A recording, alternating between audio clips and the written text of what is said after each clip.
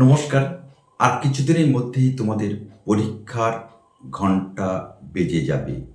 আর সেই পরীক্ষা ঘন্টা বাজার আগেই আমরা চলে এসেছি শেষের কবিতা সুন্দরবন ইউটিউব চ্যানেলের পক্ষ থেকে তোমাকে কিছু সাজেস্টিভ প্রশ্ন তোমার হাতে তুলে দেওয়া। আর এই সাজেস্টিভ প্রশ্নগুলো তোমাদের পড়ে যাবে। পরীক্ষায় ১০০% আসবে। আমরা ইতিমধ্যে প্রকাশ করে দিয়েছি যে West Bengal State University second semester Bangla মেজরের সাজেশান আজকে আমরা প্রকাশ করছি।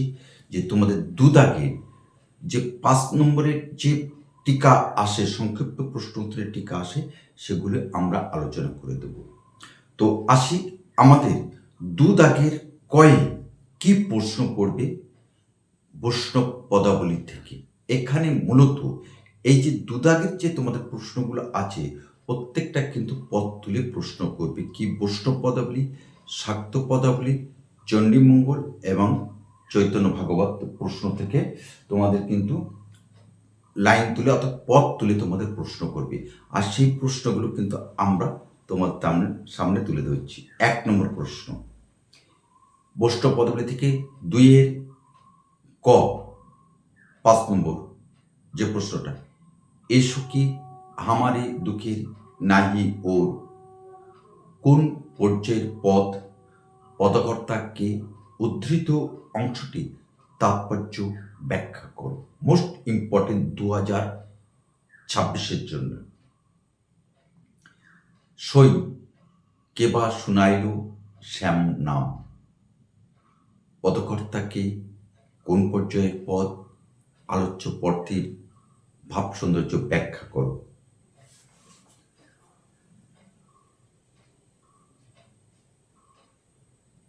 এই দুটো প্রশ্ন তোমাদের কাছে আমরা দিলাম, এর মধ্যে এসে যাবে।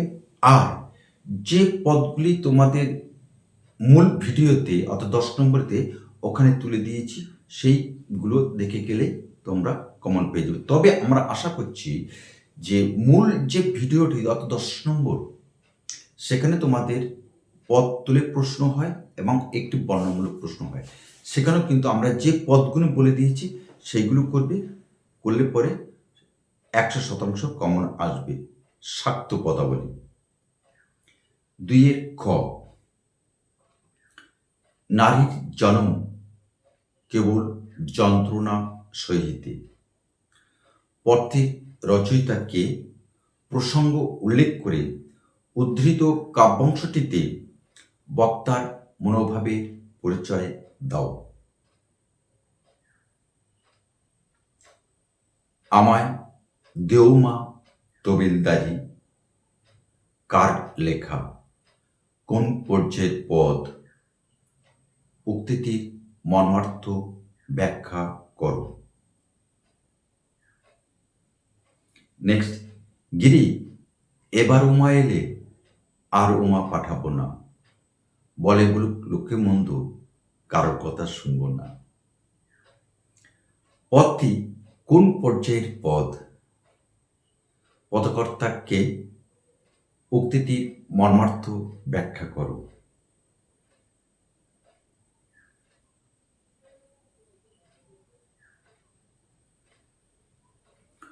ওপথ পঙ্কজ যোগী, শঙ্কর হয়েছে যোগী, হর হৃদি মাঝে রাখো অতি যতনে, পদকর্তাকে, কোন পর্যায়ের পদ, পদটির তাৎপর্য ব্যাখ্যা করো। আমরা এই যে পদগুলো আলোচনা করে দিচ্ছি, প্রত্যেকটা ভিডিও কিন্তু আমাদের এখানে অর্থাৎ শেষের কবিতা সুন্দরবন ইউটিউব চ্যানেলে কিন্তু আমাদের আপলোড করা আছে। তোমরা সেখানে ভিজিট করে এইগুলো টিউটোরিয়াল ক্লাসের যে ক্লাস, সেগুলো তোমরা একবার শুনে নিলে তোমাদের কিন্তু তৈরি হয়ে যাবে। তোমরা অন্তত কিছু লিখে আসতে পারবে। আমরা টিউটোরিয়াল ক্লাসটি কিন্তু সেইভাবে এখানে তৈরি করি। দুদাগের গ অর্থাৎ চণ্ডীমঙ্গল কাব্য। শাশুড়ি ননদী নাহি তোর সতা, কার সাথে দ্বন্দ্ব করি চক্ষু কইলি রাতা, কে কাকে এই কথাটি বলেছে, কোন প্রসঙ্গে বলেছে আলোচনা করো। মোস্ট ইম্পর্টেন্ট কিন্তু এই প্রশ্নটি। দুঃখ করো অবধান, দুঃখ করো অবধান, আমানি খাবার গর্ত দেখো বিদ্যমান। অর্থাৎ ফল্লুরা দেবী চণ্ডীকে কিন্তু এই কথাটি বলেছিল। এই উক্তিটি কে করেছে, তার 12 মাসের জীবনযাত্রা কেমন বর্ণনা করো। অর্থাৎ ফুল্লরা 12 মাসা, এটাও কিন্তু আমাদের বড় প্রশ্নের মধ্যে আসতে পারে। নেক্সট, কইতি জানিস বেটা কপট প্রবন্ধ, হৃদয়ে পূরিত মুখে মকরন্দ। কার উদ্দেশ্যে এই কথাটি বলা হয়েছে, উক্তিটির তাৎপর্য ব্যাখ্যা করো। এই প্রশ্নগুলো করে গেলে তোমাদের যে চণ্ডীমঙ্গল কাব্যের আকাঠিক খণ্ড থেকে কমন পেয়ে যাবে। আর কিছু জিনিস প্রশ্ন আমরা কিন্তু মূল ভিডিওতে অর্থাৎ 10 নম্বর মার্কের ভিডিওতে সেখানে বলে দিয়েছি, সেখানেও তোমরা একটু দেখে নিতে পারো। এবার আসবো আমরা চৈতন্য ভাগবত। খুব গুরুত্বপূর্ণ একটা ইউনিট তোমাদের। এই ইউনিট থেকে আমরা 3টি প্রশ্ন মূল ভিডিওতে করে দিয়েছি, বলে দিয়েছি। সেগুলো করলেই তোমাদের তৈরি হয়ে যাবে, পরীক্ষার প্রস্তুতির সাঙ্গ হবে। আর যে পথ তুলে তোমাদের প্রশ্ন করবে সেটা আমরা এখন বলে দিচ্ছি।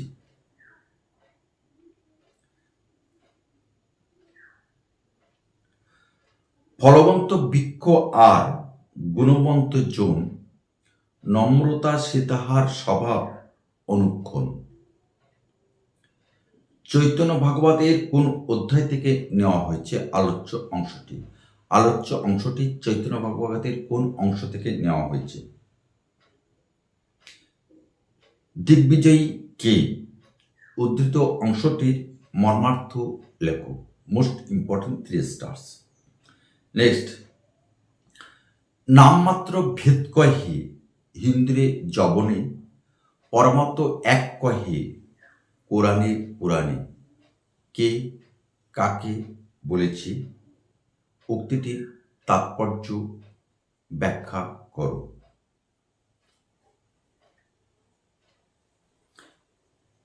নেক্সট, চৈতন্য ভাগবত থেকে প্রশ্ন। শ্রীধর বলেন আমি খোলা বেছে খাই, শ্রীধর বলেন আমি খোলা বেছে খাই, ইহাতে কি দিব তাহা বলো গোসাই। শ্রীধর কে? তিনি কার উদ্দেশ্যে এই কথাগুলি বলেছেন? শ্রীধর কে? তিনি কার উদ্দেশ্যে এই কথাগুলি বলেছেন? প্রসঙ্গ নির্দেশ করো। এটাই ছিল তোমাদের 2026 সালে বাংলা মেজর 2 দাগের 5 নম্বরের টিকা। এই যে প্রশ্নগুলো আমরা বলে দিলাম, সেই প্রশ্নগুলো করে গেলে পরীক্ষার হলে অ্যাজ ইট ইজ যে প্রশ্ন পাবে আর আমাদের দেওয়ার প্রশ্ন একই হবে। আর এই প্রশ্নগুলো করে গেলে তোমাদের পরীক্ষা হলে কোনো রকমভাবে টেনশন থাকবে না, টেনশন ফ্রিভাবে পরীক্ষা হলে যাবে, এই প্রশ্নের পরীক্ষা দেবে এবং চলে আসবে। অবশ্যই পরীক্ষার পরে কমেন্টস করে জানাবে। তবে আজ আর নয়, তবে যাওয়ার আগে একটা কথা বলি যে আমাদের এই যে পদগুলো আলোচনা করে দিলাম না, এই সকল পদগুলির ভিডিও অর্থাৎ টিউটোরিয়াল ক্লাসের ভিডিও কিন্তু এখানে আমাদের আপলোড করা আছে শিশু কবিতা সুন্দরবন ইউটিউব চ্যানেলে। তোমরা সেখানে ভিজিট করে নিতে পারো, বা বিশেষ কোনো নোটস প্রয়োজন হলে আমাদেরকে জানাতে পারো। আমরা চেষ্টা করব তোমার পাশে থাকার। তো আর যারা অনলাইনে পড়তে চাও তারাও কিন্তু আমাদের সাথে যোগাযোগ করতে পারো, কারণ ইতিমধ্যে আমাদের 3টি স্টাডি সেন্টার হয়ে গেছে, হিঙ্গলগঞ্জ, ভান্ডারখালী এবং বারাসাত। এই 3 জায়গায় যে কোনো একটি জায়গায় তোমরা আসতে পারো এবং আমাদের অনলাইনে পাঠদানের ব্যবস্থা আছে। তো আজ আমরা এখানে রাখছি, আগামী কোনো একটা সময়ে নিঃসন্দেহে তোমার সাথে আমাদের দেখা হবে, এই আশা প্রত্যাশা জিয়ে রাখলাম আমাদের মনে। সকলেই ভালো থেকো, নমস্কার।